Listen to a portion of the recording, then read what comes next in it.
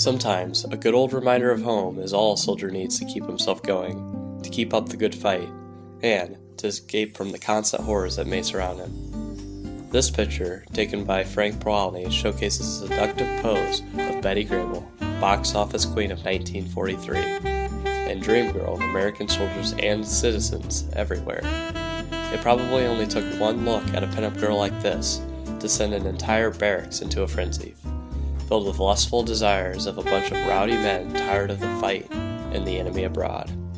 Yet, despite the risque nature of this 1942 pinup poster, Grable's image served as a far greater purpose besides steaming up the dreams of men and boys everywhere.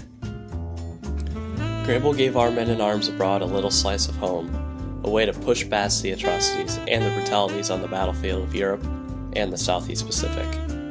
Rather than dwell constantly on combat, Grable provided an easy eye candy that kept our fighting men not only sane through the encumbering stretches of combat, but also reminded them of some of the finer things that they were fighting to protect, their women back home.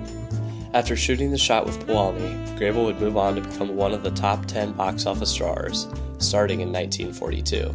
And, in 1943, she was named the #1 box office attraction. By the close of the 40s, Grable was the highest paid star in Hollywood, banking in roughly $300,000 a year. Overall, to say that Grable was on the minds of nearly every man in America and their brethren fighting overseas was probably a fairly close assessment. Grable was the escape, the fantasy, the dream of the finer pleasures that helped spur many servicemen on during the Second World War, allowing them a window into their most personal imaginations.